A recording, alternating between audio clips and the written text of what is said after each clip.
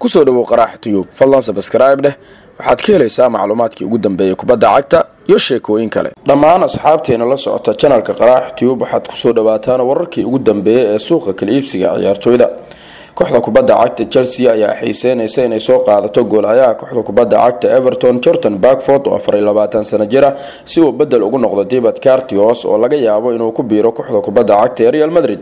Sky Sports ayaa sidaas warinaysa.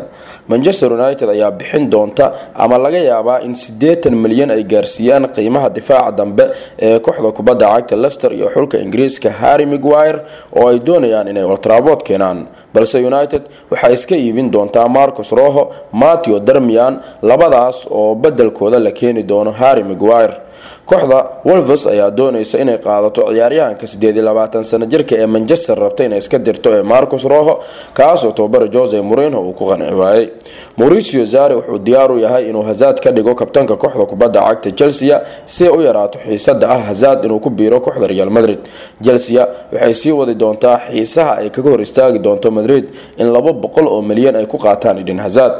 Crystal Palace waxay doonaysaa inay qaadato weeraryahanka kooxda kubadda cagta ee Liverpool xidiga la yiraahdo Dani Ings kaas oo kale baan qorshaha ugu jirin 20 milyan ayna ku qiimeynayaan 26 sano jirkan.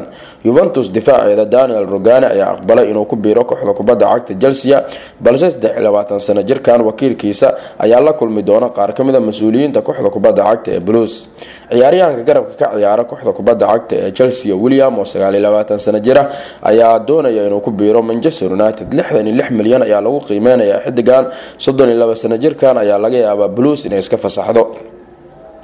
Chelsea waxay ku kalsoon tahay inay ilaashan doonto ciyaaryahankeeda Alvaro Morata oo 25 sano jir ah kaas oo isagana sheegay inuu ku qanacsan yahay ku biirista kooxda kubadda cagta ee Juventus.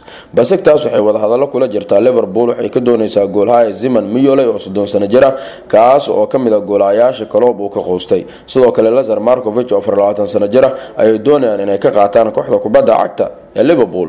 Arsenal 23 sano jirkeeda ciyaaryahanka difaaca dambe ka ciyaara Hector Bellerin ayaa sheegay inay waali tahay mar walba in la xiriiriyo Barcelona waa gurigeygii hore haddase waxaan ku faraxsanahay Arsenal ayuu yiri xidigan. Manchester United ayaa Evercost ciyaaryahankeeda Eric Bailly u sheegtay inuusan iib ahayn sababtoo ah kooxo badan ayaa soo dalbaday xidigaas inay la wareegaan. waad ku mahadsantahay daawashada videogan fadlan ha ilaabin like iyo share kadibna inaad daado subscribe mahadsanid.